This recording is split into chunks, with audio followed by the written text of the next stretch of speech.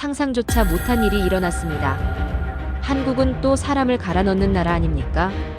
밀라노 국제대회 현장에서 이탈리아 스포츠 윤리 감사관이 공개적으로 던진 말입니다. 혹사 의혹, 데이터 조작 의심, 그리고 전 세계로 퍼진 자극적 보도. 그런데 충격적인 건 따로 있었습니다. 한국 운영 시스템 평균 체류 시간 54분. 선수들은 떠나지 않았고 원본 로그가 공개되자 여론은 완전히 뒤집혔습니다.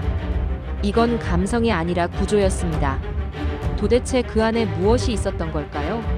지금 시작합니다. 그 전에 구독과 좋아요를 눌러주시면 영상 제작에 큰 힘이 됩니다. 그리고 한국이 최고라고 생각하신다면 댓글에 한국 최고라고 꼭 남겨주세요. 어디서 듣고 계신지도 함께 적어주시면 감사하겠습니다. 솔직히 말할게요. 저는 그 나라에 도착하기 전부터 결론을 내려놓고 있었어요. 선수촌 입구에서 한국 팀 버스가 지나쳐 갈 때 전 그냥 시계를 봤습니다. 그리고 수첩에 한 줄 적었죠. 도착 즉시 데이터 열람 요청. 아직 아무것도 보지 않은 상태였는데 이미 무언가를 찾겠다는 의지가 앞서 있었던 거예요. 지금 생각하면 그게 얼마나 오만한 태도였는지 모릅니다. 제 이름은 에바 로시입니다. 29살이고요. 국제스포츠윤리감사기구 소속 조사관이에요. 밀라노에서 태어나 런던에서 공부했고 이 일을 시작한 지는 만 4년이 됐습니다. 짧다면 짧은 경력이지만 저는 이 분야에서 제법 두꺼운 파일들을 다뤄왔어요. 훈련 데이터 은폐, 부상 은폐, 심리 압박 기록 조작. 그런 것들을 들여다보는 게 제 일이죠. 그해 동계 국제대회가 열린 건 12월 초였습니다. 제가 파견된 건 공식 감사 일주일 전이었어요. 상부에서 비공식 내부 제보 문서 하나를 건넸는데 거기엔 딱 한 문장이 적혀 있었죠. 한국팀이 경기력 향상을 위해 회복 데이터를 조작하고 있을 가능성 있음. 읽고 나서 손이 잠깐 멈췄어요. 가슴이 뜨끈해지는 느낌이 있었습니다.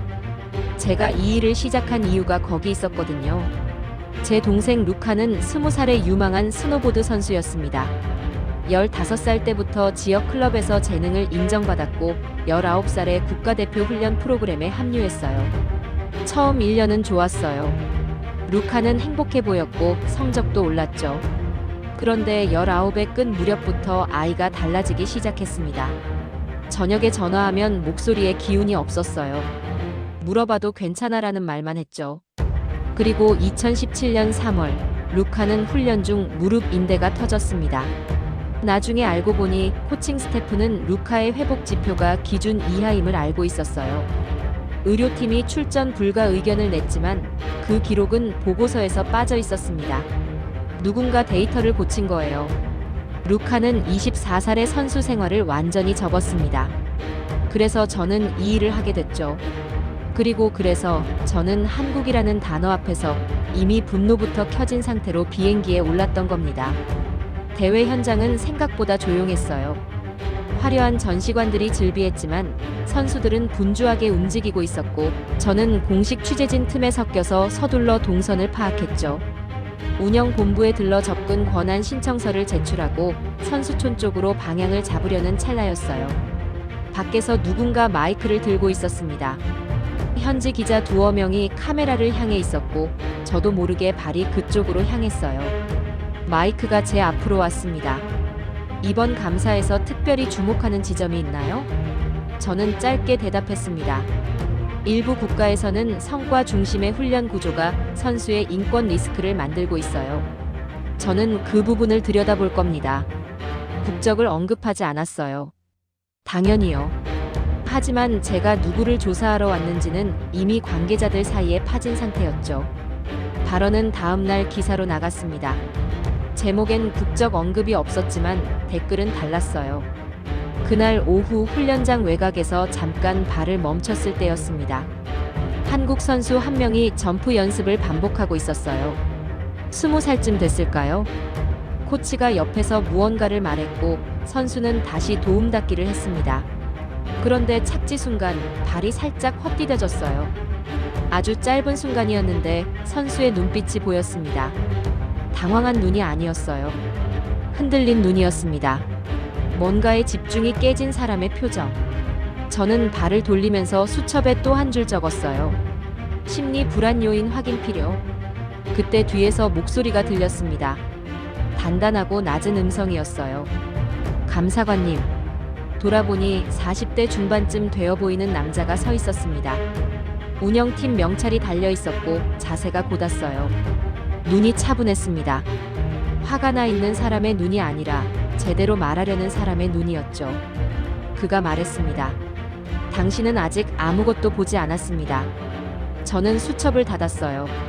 그리고 처음으로 아주 미세하게 제 확신이 서늘해지는 느낌을 받았습니다. 다음 날 아침, 저는 전시관 구역을 한 바퀴 돌았습니다. 각국이 운영하는 홍보 부스들은 저마다 공을 들인 티가 났어요. 대형 화면에 선수 하이라이트 영상이 흘렀고 화려한 조명 아래 최신 장비들이 진열돼 있었죠.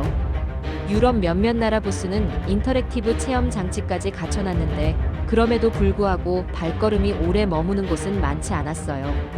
사람들이 들어왔다가 사진 한 장 찍고 나가는 패턴이 반복됐습니다. 저는 동선을 따라가다가 멈췄어요. 선수촌 중앙 건물 쪽으로 이어지는 통로 끝에 줄이 서 있었습니다. 길지 않았지만 끊기지도 않는 줄이었어요. 선수들, 운영 요원들, 심지어 일부 외국 취재진까지 서 있었죠. 간판 하나가 붙어 있었는데 한글과 영어가 함께 적혀 있었습니다. 회복 부상 방지 랩 약속의 한 그릇. 저는 코웃음이 나왔어요. 솔직히 이름부터가 너무 감성적이잖아요. 약속의 한 그릇이라니. 저는 속으로 생각했습니다. 성과에 대한 압박을 따뜻한 이미지로 포장하는 전략. 인권 문제를 마케팅으로 희석하는 수법.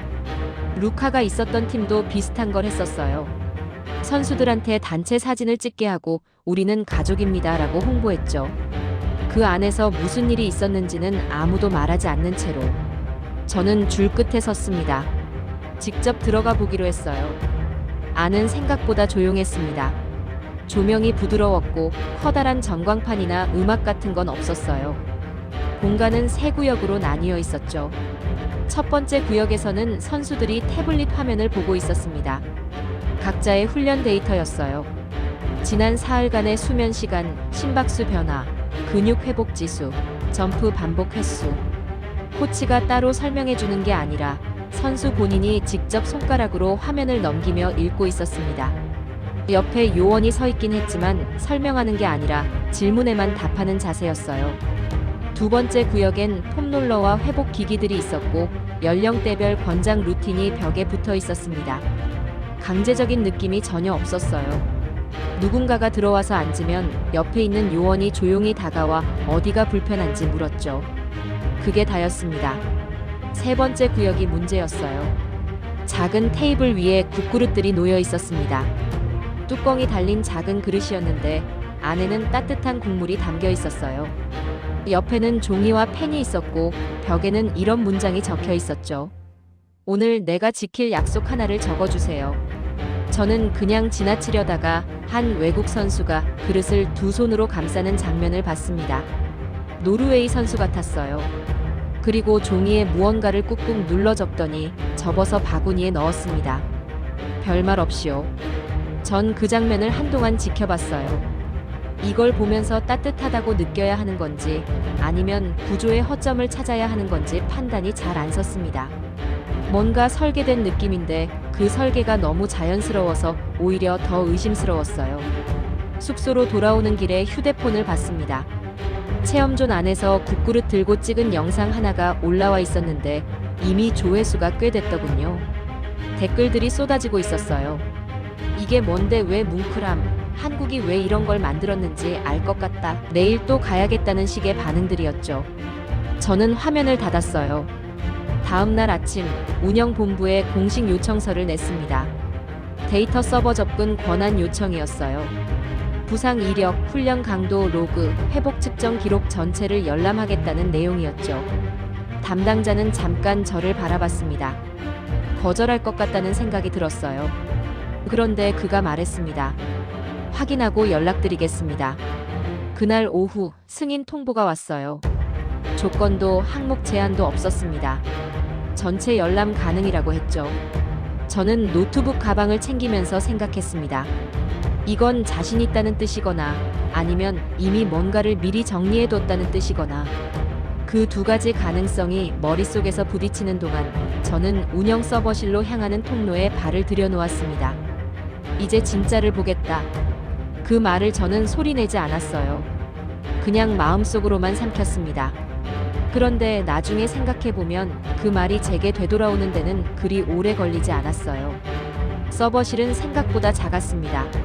책상 2개, 모니터 4개, 그리고 박지현 씨가 있었어요.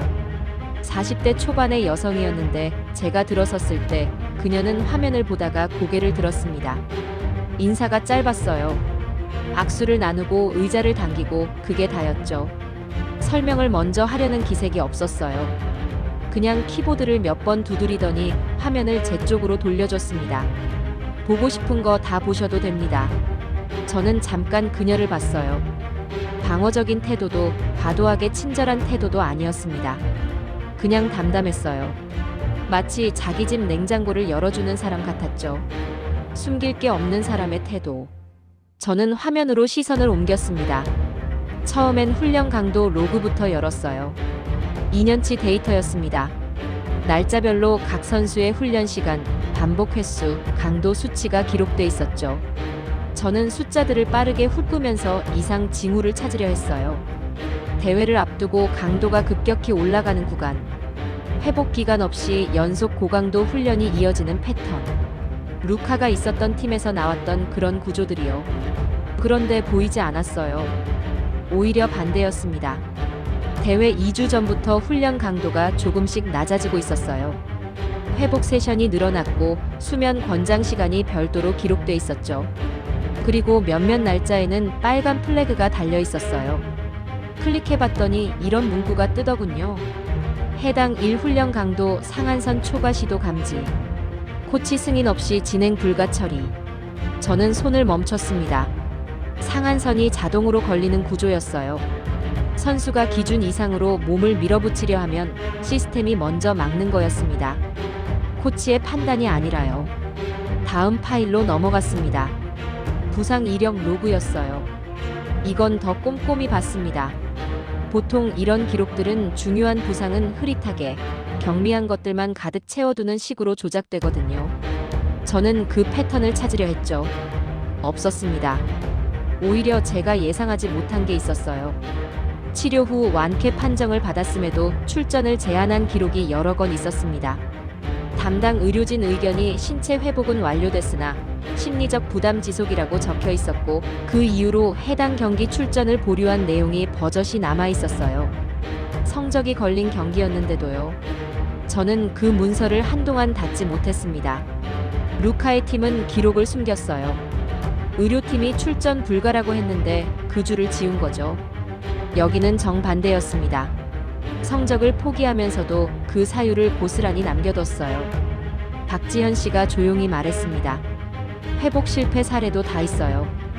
우리가 잘못 판단한 것들도요. 저는 고개를 들었어요. 잘못 판단한 것도 남겼다고요? 그녀가 마우스를 몇 번 움직였습니다. 내부 보고서 파일이 열렸어요.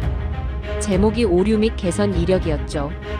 2년치 내용이 있었는데 회복 예측이 틀렸던 사례, 부상 예방 조치가 늦었던 사례, 선수 본인의 의사를 충분히 반영하지 못했던 사례들이 항목별로 정리돼 있었습니다. 그리고 각 항목 옆에는 이후 어떻게 바꿨는지가 적혀 있었어요. 저는 뭔가 말하려다가 멈췄습니다. 목이 조금 막히는 느낌이었어요. 루카가 무너졌을 때 그 팀의 보고서에는 이런 기록이 없었어요. 잘못된 것도 고친 것도 아무것도 없었습니다. 그냥 매끄러운 성과 기록만 있었죠. 그 매끄러움 아래에 루카가 있었던 거예요. 박지현 씨가 말을 이었습니다. 우리는 기록을 조작하지 않아요. 왜냐면 기록은 사람의 몸이니까요. 짧은 문장이었는데 저는 그 말이 오래 남았어요. 다음 화면으로 넘어갔습니다. 인공지능 자세 분석 로그였어요. 경기 직전 24시간 동안 선수 각자에게 실시간으로 전달된 피드백 내용이 전부 기록돼 있었습니다. 어느 선수는 착지 시 무릎 각도 조정 권고를 받았고 어느 선수는 수면 부족으로 인한 반응 속도 저하 경고를 받았죠. 그 피드백을 받은 선수가 어떻게 반응했는지, 코치가 어떤 결정을 내렸는지까지 연결돼 있었어요. 데이터가 그냥 쌓이는 게 아니라 실제로 사람에게 닿는 구조였습니다. 저는 화면에서 눈을 들어 벽을 봤어요. 아무것도 없는 흰 벽이었는데 왠지 거기에 루카 얼굴이 겹쳐 보이는 것 같았습니다. 24세 무릎을 잡고 앉아서 제게 전화로 말했던 목소리가 들리는 것 같았어요. 누나, 난 노력했어. 근데 아무도 멈춰주지 않았어. 저는 수첩을 꺼냈습니다. 무언가를 적으려다가 펜을 잠깐 멈췄어요. 그리고 천천히 썼습니다. 이건 혹사가 아니라 보호구조다. 적고 나서 저는 그 문장을 한동안 지우지 않았어요. 지우고 싶은 마음이 있었는데 지울 수가 없었습니다. 제가 직접 본 것들이 거기 있었으니까요. 밖으로 나오면서 박지현 씨가 문을 열어줬어요. 저는 고맙다는 말을 했고 그녀는 고개만 가볍게 끄덕였습니다. 복도 끝에 햇빛이 들어오고 있었어요. 그 순간이었어요. 제 휴대폰이 울린 건 상부 번호였습니다. 받자마자 목소리가 들어왔죠. 차갑고 빠른 목소리였어요. 에바, 유럽 쪽 기사 봤어? 한국 데이터 조작 의혹 영상이 올라왔어. 20만 뷰 넘었고 계속 퍼지고 있어. 징계 권고서 언제 나와? 저는 복도 한가운데 서서 아무 말도 못했습니다. 방금 전 제가 본 것들이 머릿속에서 소용돌이 쳤어요. 부상 기록, 회복 로그, 오류 보고서, 그리고 박지현 씨의 그 문장. 전화기를 쥔 손이 살짝 떨렸습니다. 기사 제목은 이랬습니다. 한국 선수촌 회복 데이터 조작 의혹 내부 고발자 증언 단독 입수. 저는 숙소에 돌아와 영상을 틀었어요. 마르코 슐츠라는 독일 기자가 만든 콘텐츠였습니다. 40대 중반의 남자였는데 유럽 스포츠 탐사 저널리즘 쪽에서는 꽤 이름이 알려진 사람이었어요. 조회수에 민감하고 자극적인 편집으로 유명하다는 건 저도 알고 있었죠. 영상은 12분짜리였어요. 처음 3부는 한국의 역대 동계 성적을 나열하는 내용이었습니다. 그 자체론 문제가 없었어요. 그런데 편집이 교묘했죠. 성적이 오를 때마다 선수들의 지친 표정이 클로즈업 됐어요. 훈련 장면 사이사이에 어두운 음악이 깔렸고 한국어 자막이 과격하게 번역돼 있었습니다. 그리고 중반부에 이른바 내부 고발자라는 익명의 목소리가 나왔어요. 회복 수치가 기준 이하여도 출전 강행시키는 경우가 있었다. 그게 다였어요. 구체적인 날짜도 선수 이름도 어떤 경기에 대한 이야기인지도 없었습니다. 그냥 그 한 문장이 화면 가득 자막으로 떴고 영상은 계속 어두운 분위기로 이어졌죠. 저는 영상을 멈추고 다시 처음부터 돌려봤습니다. 2번 봤을 때 보이는 게 있었어요. 영상에서 사용된 데이터 캡처 화면, 그게 제가 오늘 서버실에서 본 것과 같은 파일 형식이었는데 날짜가 잘려 있었어요. 의도적으로 자른 건지 아니면 원래 그랬던 건지 알 수 없었지만 그 잘린 부분에 뭐가 있었는지 저는 알고 있었습니다. 상한선 초과 차단 기록이었거든요. 데이터를 조작했다는 증거가 아니라 오히려 시스템이 과훈련을 막았다는 기록이었죠. 숨이 잠깐 막혔어요. 이건 편집이었습니다. 누락이라기보다 선택이었죠. 불리한 맥락은 자르고 불안해 보이는 장면만 남긴 거예요. 전화가 다시 왔어요. 상부 관리자였습니다. 이번엔 목소리 톤이 달랐어요. 낮고 단호했죠. 에바, 지금 분위기 알지? 연맹 쪽에서 압박이 들어오고 있어. 이번 주 안에 징계 권고서 초안이라도 제출해줘야 해. 완성본 아니어도 되니까 방향성만 잡아도 돼. 저는 창 쪽으로 몸을 돌렸어요. 아직 현장 검증이 끝나지 않았습니다. 에바, 서버 데이터 열람은 했지만 운영 구조 전체를 확인하지 않은 상태예요. 지금 권고서를 쓰는 건 무리입니다. 잠깐 침묵이 있었어요. 그리고 그가 말했습니다. 넌 지금 여론이 어떻게 돌아가는지 모르는 거야? 아니면 알면서 버티는 거야? 저는 대답하지 않았어요. 그냥 전화를 끊었습니다. 손이 좀 떨렸어요. 여론이 어떻게 돌아가는지는 알고 있었습니다. 마르코의 영상은 계속 공유되고 있었고 그걸 본 사람들 중 일부는 제 이름을 언급하며 이미 조사 중인 거 아니냐는 식의 글을 올리고 있었죠. 저는 이미 그 여론의 일부가 돼 있었어요. 제가 원하든 원하지 않든 다음 날 오전 한국운영본부에서 공식 발표가 나왔습니다. 짧은 문서였어요. 화려한 반박문이 아니었습니다. 그냥 이렇게 적혀 있었죠. 의혹에 대해 변명하지 않겠습니다. 대신 2년치 훈련 및 회복 데이터 원본 전체를 공개하겠습니다. 관심 있는 분은 누구든 확인하십시오. 저는 그 문서를 3번 읽었어요. 보통 이런 상황에서 나오는 건 법적 대응 예고거나 사실관계 반박이거나 아니면 유감 표명이거든요. 그런데 이건 달랐습니다. 반박이 아니라 공개였어요. 방어가 아니라 문을 활짝 여는 방식이었죠. 저는 오후에 기자들이 모인 브리핑룸 앞을 지나쳤어요. 마르코가 거기 있었습니다. 키가 크고 자세가 느슨한 남자였는데 누군가와 낮게 이야기하다가 저를 봤어요. 잠깐 눈이 마주쳤는데 그가 먼저 말을 걸어왔습니다. 감사관님, 권고서 언제 나와요? 저는 걸음을 멈췄어요. 현장 검증 중입니다. 데이터는 봤잖아요. 뭘 더 봐야 하죠? 그가 웃는 게 보였습니다. 비웃는 게 아니라 확신에 찬 웃음이었어요. 자기가 옳다고 믿는 사람의 표정이었죠. 저는 오래전에 그런 표정을 거울에서 본 적 있어요. 저 자신의 얼굴에서요. 투명하다면 왜 이렇게 성공적이죠? 그가 다시 말했어요. 너무 완벽한 건 의심해야 합니다. 저는 아무 말도 하지 않았습니다. 돌아서서 걸었어요. 그런데 그 말이 머릿속에서 떠나지 않았어요. 왜냐면 일주일 전에 저라면 그 말에 고개를 끄덕였을 거거든요. 완벽해 보이는 건 의심해야 한다고. 루카의 팀도 겉으로는 완벽해 보였으니까요. 그런데 지금은 다른 게 보였어요. 루카의 팀이 완벽해 보였던 건 숨겼기 때문이었습니다. 실패 기록을 지웠고 의료진 의견을 묻었고 선수의 목소리를 차단했기 때문에 매끄러워 보인 거였어요. 여기는 달랐습니다. 실패도 남겼고 오류도 남겼고 지금 이 상황에서도 원본을 통째로 공개하겠다고 했죠. 완벽한 게 아니었어요. 투명한 거였습니다. 그 2가지는 달랐어요. 저는 숙소로 돌아와 책상에 앉았습니다. 상부에서 온 메일이 와 있었어요. 제목은 징계 권고서 제출 기한 조정이었고 본문에는 이번 주 금요일까지라는 날짜가 찍혀 있었죠. 저는 메일을 닫았어요. 그리고 새 문서를 열었습니다. 징계 권고서가 아니었어요. 맨 위에 이렇게 적었습니다. 현장 검증 보류 요청. 사유 추가 확인 필요. 그리고 전송 버튼을 눌렀어요. 화면이 바뀌는 순간 저는 처음으로 제가 어느 쪽을 선택했는지 실감했습니다. 여론도 아니고 상부도 아니고 제가 직접 본 것들을 따르기로 한 거였어요. 그 선택이 맞는 건지 그때는 아직 몰랐습니다. 보류 요청을 보내고 나서 저는 이틀을 조용히 움직였습니다. 상부에서 답장이 왔어요. 짧았죠. 추가 검증 기한 사흘부여. 그 이후엔 어떤 결론이든 제출 요망. 감사하다는 말도 이해한다는 말도 없었습니다. 그냥 기한이 찍혀 있었어요. 사흘이었습니다. 저는 그 시간을 어떻게 쓸지 생각했어요. 데이터는 이미 받고 현장 분위기도 어느 정도 파악했죠.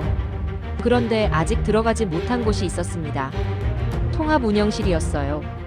선수촌 전체 운영이 어떻게 돌아가는지 그 중심부를 못 봤던 거죠. 김서준 씨에게 연락을 넣었습니다. 답장은 생각보다 빨리 왔어요. 다음 날 오전 10시 운영실 방문 가능하다고 했습니다. 조건은 없었어요. 운영실은 선수촌 동쪽 건물 지하에 있었습니다.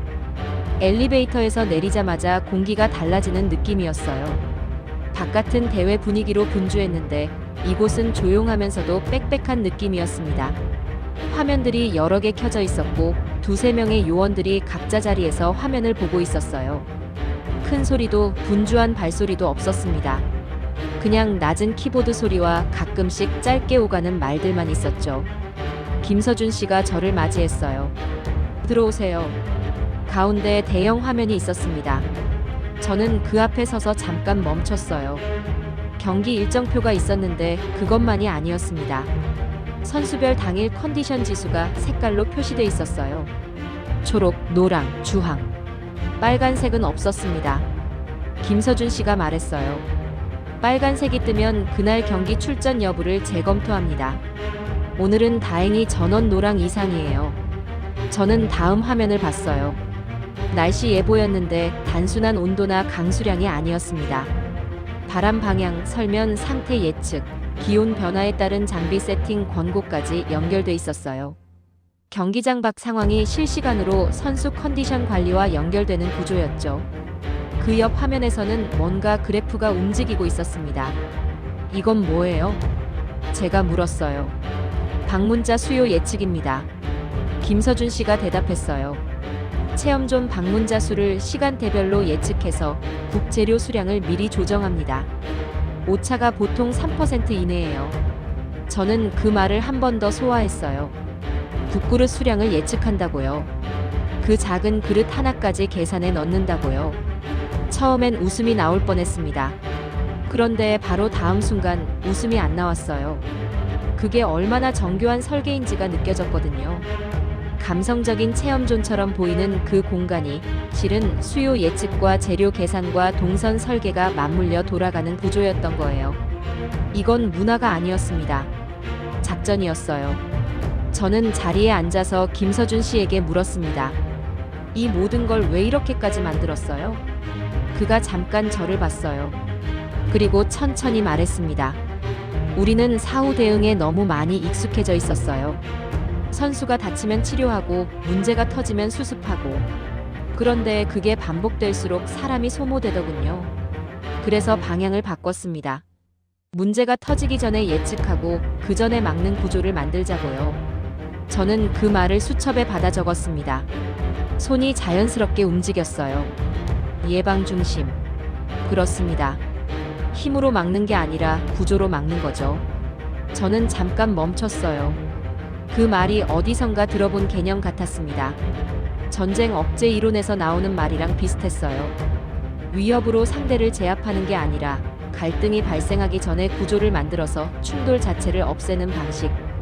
군사 전략에서 쓰는 개념인데 그게 여기 선수촌 운영 철학에 녹아 있었던 거죠. 저는 생각했어요. 이 나라 사람들은 어디서 이런 걸 배웠을까? 그 생각이 정리되기도 전에 김서준 씨가 다시 말을 꺼냈습니다. 잠깐 자리 비워도 되죠? 드릴 게 있어서요. 그는 안쪽 서랍에서 파일 하나를 꺼내왔습니다. 얇았어요. 종이 몇 장이 전부였죠. 건네받아서 펼쳤을 때 저는 처음에는 이게 뭔지 몰랐습니다. 낡은 서류였어요. 인쇄 상태도 흐릿하고 종이 색도 누래져 있었습니다. 한국어로 적혀 있었는데 옆에 번역본이 붙어 있었어요. 계약서였습니다. 1960년대 초반 서독으로 파견된 광부들의 고용 계약서였어요. 거기에 손으로 쓴 메모가 있었는데 번역본에는 이렇게 적혀 있었습니다. 약속한 금액은 반드시 고국으로 보낸다. 단 하나도 쓰지 않고. 그 아래에 송금 기록이 몇 장 더 있었어요. 날짜와 금액이 적혀 있었는데 월급날로부터 이틀을 넘긴 적이 없었습니다. 매달 빠짐없이. 저는 서류를 덮었어요. 덮으면서 손끝이 잠깐 저렸습니다. 할아버지 것이에요. 김서준 씨가 말했습니다. 파독 광부셨어요. 저한테 늘 하셨던 말씀이 있어요. 약속은 지키라고. 못 지킬 약속은 처음부터 하지 말라고. 근데 저는 그 말을 오래 생각하다가 한 가지를 더하게 됐어요. 그가 잠깐 멈췄어요. 약속을 강요하지 않는다. 지킬 수 있게 만든다. 저는 그 문장을 받아 적지 않았습니다. 적을 필요가 없었어요. 이미 박혀 있었거든요. 창 너머로 선수촌 마당이 보였어요. 선수 몇 명이 가볍게 걷고 있었습니다. 경기 전날 루틴으로 보였어요. 빠르지도 느리지도 않은 걸음이었는데 표정이 편안해 보였습니다. 긴장한 사람의 얼굴이 아니었어요. 저는 그 모습을 잠자코 봤습니다. 3일 전 훈련장에서 봤던 그 선수의 흔들린 눈빛이 떠올랐어요. 그리고 그 이후 데이터 서버에서 봤던 컨디션 회복 기록이 겹쳐졌습니다. 그 선수의 이름이 거기 있었거든요. 이틀 만에 수치가 안정됐다는 기록과 함께요. 구조가 작동하고 있었던 거예요. 저는 수첩을 펼쳤습니다. 맨 아래에 짧게 썼어요. 한국은 결과가 아니라 구조를 만든다. 적고 나서 저는 그 문장 옆에 별표를 쳤습니다. 처음으로 제가 쓴 문장에 별표를 친 건 그때가 처음이었어요. 그날 저녁, 저는 혼자였습니다. 숙소 책상에 앉아서 루카한테 전화를 걸었어요. 밀라노는 여기보다 8시간 늦으니까 거기는 오전이었죠. 루카는 금방 받았습니다. 요즘은 재활치료 다니면서 낮 시간을 조금씩 채우고 있다고 했거든요. 어때? 제가 물었어요. 괜찮아. 오늘 계단 오르는 연습했어. 루카의 목소리는 밝지 않았지만 가라앉지도 않았습니다. 그게 요즘 루카의 기본값이에요. 좋지도 나쁘지도 않은 어딘가. 저는 그 목소리가 늘 마음에 걸렸어요. 예전에 훈련 가기 전날 밤 전화할 때의 목소리가 기억났거든요. 그때는 달랐습니다. 긴장돼 있었지만 살아있는 느낌이었죠. 누나, 거기서 뭐 하고 있어? 감사. 한국이지? 응. 잠깐 침묵이 있었어요. 어때? 루카가 물었습니다. 저는 뭐라고 대답해야 할지 잠깐 생각했어요. 잘 모르겠어. 생각했던 것과 달라. 루카가 조용히 웃었습니다. 작은 웃음이었어요. 누나가 그런 말하는 거 처음 들어봐. 전화를 끊고 나서 한동안 화면을 봤습니다. 어두운 화면에 제 얼굴이 비쳤어요. 저는 그 얼굴을 한동안 들여다봤죠. 이 일을 시작할 때 저는 분명한 사람이었어요. 분노가 있었고 방향이 있었고 내가 뭘 위해 싸우는지 알고 있었습니다. 그런데 지금은 그 분명함이 흐릿해진 느낌이었어요. 그게 성장인지 아니면 흔들리는 건지 구분이 안 됐습니다. 다음 날 아침 김서준 씨에게서 연락이 왔어요. 잠깐 시간이 되면 보여드리고 싶은 게 있다고 했습니다. 운영실이 아니라 체험존 쪽으로 오라고 했죠. 저는 외투를 걸치고 나갔어요. 체험존은 오전임에도 불구하고 사람이 있었습니다. 어제보다는 적었지만 끊기지는 않았어요. 저는 입구에서 김서준 씨를 만났습니다. 그는 저를 3번째 구역 쪽으로 안내했어요. 약속에 한 그릇이 있는 곳이었죠. 여기 바구니 보이시죠? 그가 가리켰어요. 어제 봤던 그 바구니였습니다. 선수들이 약속을 적어서 넣는 곳이요. 이게 하루에 얼마나 쌓여요? 제가 물었어요. 대회 기간 중엔 평균 250장에서 300장 사이입니다. 저는 바구니 안을 들여다봤어요. 접힌 종이들이 가득했습니다. 한국어도 있었고 영어도 있었고 저로서는 읽을 수 없는 언어들도 있었죠. 노르웨이어, 핀란드어, 아마 일본어나 중국어도 섞여 있었을 거예요. 이걸 모아서 어떻게 해요? 마지막 날 대회 관계자들 앞에서 낭독합니다. 이름은 빼고요. 약속 내용만요. 저는 그 말을 들으면서 뭔가 목에 걸리는 게 있었어요. 강요가 아니었습니다. 낭독을 한다고 해서 지켰는지 확인하는 것도 아니었어요. 그냥 적는 행위, 그 자체가 목적인 구조였습니다. 스스로 선택해서 적고 스스로 기억하게 만드는 것. 김서준 씨가 말을 이었어요. 우리 할아버지가 파독 광부로 가셨을 때 할아버지 세대는 선택지가 없었습니다. 가난했고 빚이 있었고 그래서 탄광으로 갔죠. 근데 할아버지는 그 상황에서도 약속 하나를 지켰어요. 월급날 이틀 안에 송금한다는 약속이요. 저는 어젯밤에 봤던 그 계약서를 떠올렸습니다. 어제 보여주셨던 거요. 네. 강요해서 지킨 약속이 아니었어요. 할아버지 스스로 정한 거였죠. 선택지가 없어도 그 안에서 스스로 지킬 수 있는 걸 만든 거예요. 저는 잠자코 들었습니다. 저는 그 이야기를 들으면서 오래 생각했어요. 왜 그랬을까? 이미 힘든데 왜 굳이 이틀 안에 보내야 했을까? 그냥 조금 늦어도 됐을 텐데. 그가 잠깐 멈췄어요. 할아버지가 말씀하셨어요. 약속을 지키는 건 상대방을 위한 게 아니라고. 나 자신이 무너지지 않기 위해서라고. 저는 그 말에 손끝이 멈췄어요. 나 자신이 무너지지 않기 위해서. 루카의 팀에서 약속은 강요였습니다. 코치가 목표를 제시했고 선수들은 그걸 따라야 했죠.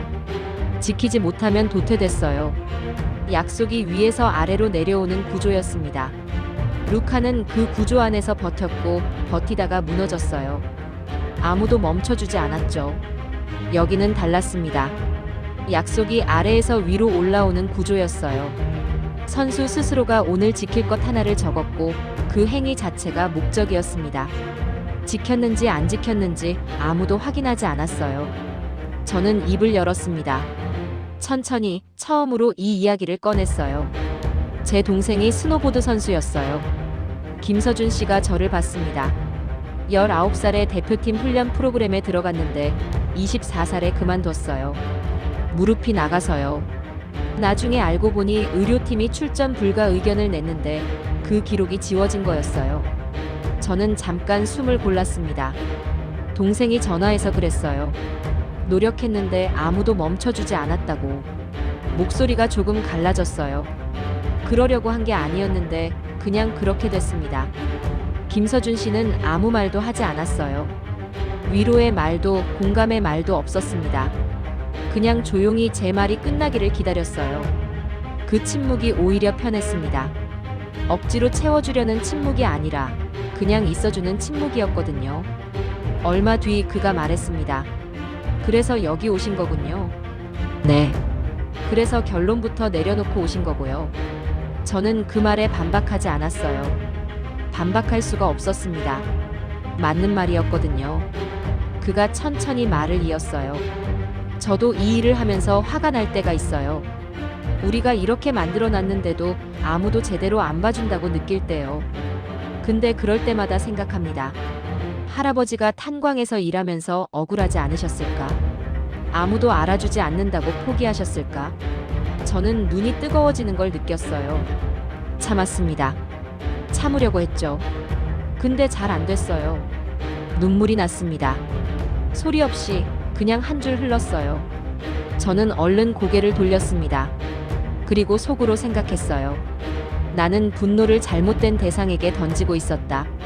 루카를 무너뜨린 건 한국이 아니었어요. 기록을 지운 누군가였고 멈춰주지 않은 구조였습니다. 그 분노가 진짜였기 때문에 저는 비슷해 보이는 것들을 향해 무조건 칼을 겨눴던 거예요. 약속의 한 그릇 앞에서 저는 한참을 서 있었습니다. 그리고 종이를 집었어요. 펜을 들었죠. 뭘 써야 할지 한동안 몰랐어요. 그냥 멍하니 있었습니다. 그러다가 천천히 썼어요. 딱 한 문장이었습니다. 제대로 보겠습니다. 접어서 바구니에 넣었어요. 손을 떼는 순간 이상하게 가슴이 가벼워지는 느낌이 있었습니다. 브리핑은 대회 마지막 날 오전에 잡혀 있었습니다. 국제스포츠윤리감사기구의 공식 발표 자리였어요. 각국 운영 관계자들과 취재진이 모이는 자리였죠.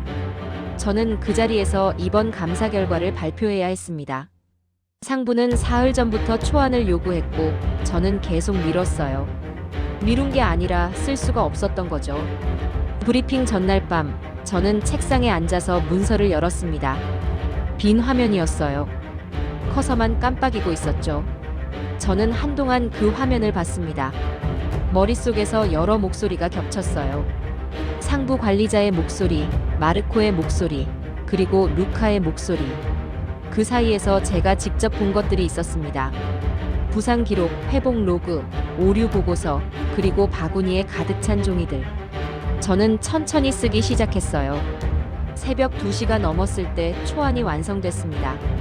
저는 그걸 처음부터 다시 읽었어요.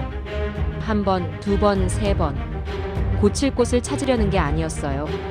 이게 제가 할 수 있는 말인지 확인하고 싶었던 거죠. 맞았습니다. 이게 제가 본 것들이었어요. 브리핑 당일 아침, 저는 일찍 일어났습니다.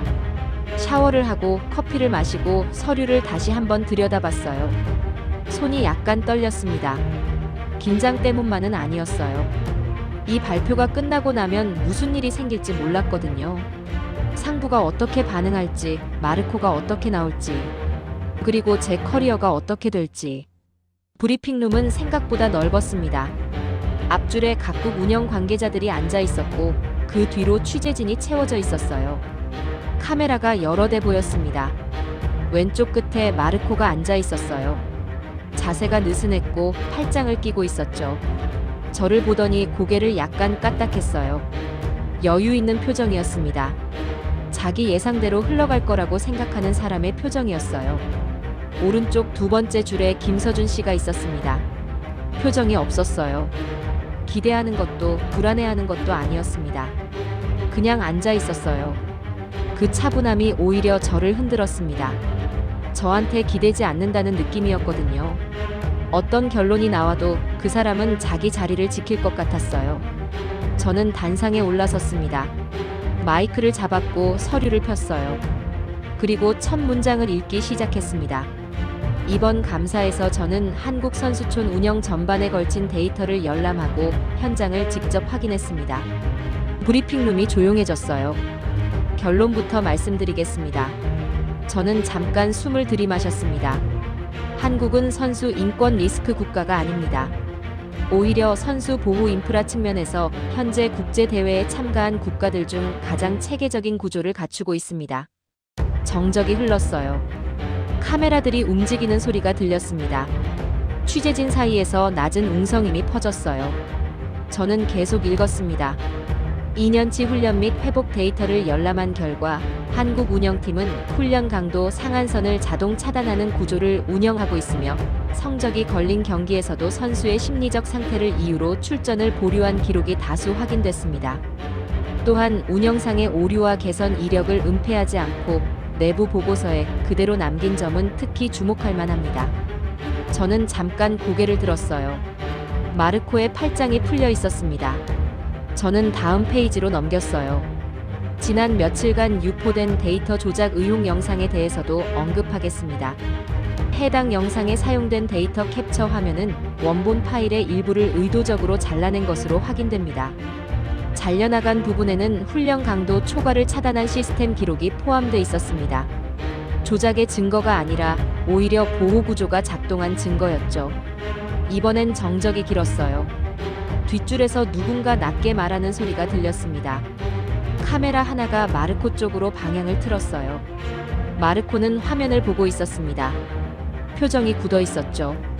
저는 마지막 페이지를 펼쳤어요. 저는 이번 감사에서 처음으로 한국 운영 구조를 접했습니다. 솔직히 말씀드리면 저는 편견을 가지고 이 자리에 왔습니다. 개인적인 경험에서 비롯된 분노가 있었고 그 분노가 판단보다 앞서 있었어요. 그 점에 대해 먼저 사과드립니다. 저는 고개를 들었습니다. 한국 운영팀 그리고 선수들에게 드리는 말씀입니다. 저는 아직 아무것도 보지 않은 상태에서 발언했고 그 발언이 현장에 영향을 미쳤습니다. 그 부분에 대해 정식으로 사과드립니다. 브리핑룸에서 소리가 났습니다. 박수였어요. 처음엔 한 명이었는데 퍼졌습니다. 크지 않았어요. 요란하지도 않았죠. 그냥 조용하고 진심 어린 박수였습니다. 저는 그 소리를 들으면서 눈을 잠깐 감았어요. 단상 아래로 내려오면서 김서준 씨와 눈이 마주쳤습니다. 그가 고개를 끄덕였어요. 아까와 똑같이 조용한 표정이었는데 눈빛이 달랐어요. 처음 만났을 때의 그 차분하고 단단한 눈빛이었습니다. 그런데 그 안에 뭔가 따뜻한 게 있었어요. 저는 자리를 찾아 앉았습니다. 브리핑이 끝나고 관계자들이 빠져나가는 동안 박지현 씨가 다가왔어요. 감사합니다. 짧았습니다. 그냥 그 말만 했어요. 저는 고개를 저었습니다. 제가 해야 할 일을 했을 뿐이에요. 그녀가 잠깐 저를 봤어요. 그리고 말했습니다. 우리 데이터를 조작했다고 하는 사람한테 원본을 공개하는 건 쉬운 결정이 아니었어요. 우리도 두려웠거든요. 봐도 못 믿을까봐. 저는 그 말에 가슴이 뭉클했습니다. 두려웠다고 했어요. 이 사람들도 두려웠던 거예요. 완벽하고 자신 있어서 공개한 게 아니라 두렵지만 숨기지 않는 게 맞다고 생각해서 연 거였죠. 저는 창 쪽을 봤습니다. 마르코는 이미 자리를 떠난 뒤였어요. 카메라들도 하나씩 빠져나갔습니다. 브리핑룸이 서서히 비워지고 있었어요. 그 빈 공간에 저는 한동안 앉아 있었습니다. 밖에서 한국 운영팀 요원이 들어오더니 김서준 씨에게 뭔가 문서를 건넸어요.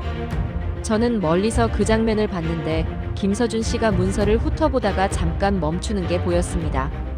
그리고 고개를 들어 저를 봤어요. 국제연맹에서 연락이 왔습니다. 그가 말했어요. 선수 보호 인프라 관련 국제표준 공동개발 프로젝트 참여 의향이 있냐고요. 저는 숨을 들이마셨어요. 우리한테요? 감사관님한테도요. 저는 그 말을 한 번 더 들었습니다. 한국한테만이 아니라 저한테도요. 손끝이 따뜻해지는 느낌이었어요. 떨리는 게 아니라 그냥 따뜻한 느낌이었습니다. 저는 천천히 고개를 끄덕였어요. 대회 마지막 날 오후였습니다. 경기는 오전에 끝났어요. 시상식도 끝났고 취재진도 절반은 빠져나간 상태였죠. 선수촌은 짐을 싸는 사람들로 분주했어요. 각자의 나라로 돌아가는 시간이었습니다. 저도 내일 아침 비행기가 잡혀 있었어요. 저는 체험존으로 갔습니다. 마지막으로 한 번 더 보고 싶었어요. 이유는 딱히 없었습니다. 그냥 가야 할 것 같은 느낌이었죠. 화려한 전시관들은 이미 철수 준비를 시작하고 있었어요. LED 화면이 꺼진 곳도 있었고 장비를 포장하는 요원들이 보이는 곳도 있었습니다. 통로가 한산해졌어요. 그런데 체험존 앞에는 줄이 있었습니다. 길지 않았어요. 대여섯 명이었죠. 그런데 끊기지 않았습니다. 들어가는 사람이 있으면 조금 뒤 또 다른 사람이 와서 줄 끝에 섰어요. 대회가 끝난 마지막 날 오후에도 그 자리는 살아 있었습니다. 저는 줄 끝에 섰어요. 앞에 선 사람은 젊은 선수였습니다. 20 초반쯤 됐을까요? 어느 나라 선수인지는 몰랐어요. 키가 크고 어깨가 넓었는데 체험존 입구에서 잠깐 망설이다가 안으로 들어갔습니다. 처음 와보는 사람의 걸음이었어요. 저는 그 뒷모습을 잠깐 봤습니다. 얼마 뒤 안으로 들어갔어요. 첫 번째 구역은 조용했습니다. 요원 한 명이 자리를 지키고 있었는데 저를 보더니 가볍게 고개를 숙였어요. 태블릿을 권했지만 저는 손을 저었습니다. 그냥 걸었어요. 두 번째 구역을 지나면서 회복기기 앞에 앉아있는 선수 하나를 봤습니다. 눈을 감고 있었어요. 이어폰을 꽂고 있었는데 표정이 편안했습니다. 무언가를 회복하고 있는 사람의 얼굴이었어요. 억지로 버티는 게 아니라 진짜로 쉬는 사람의 얼굴이요. 저는 발걸음이 느려졌습니다. 세 번째 구역에 도착했어요. 테이블 위에 국그릇들이 있었습니다.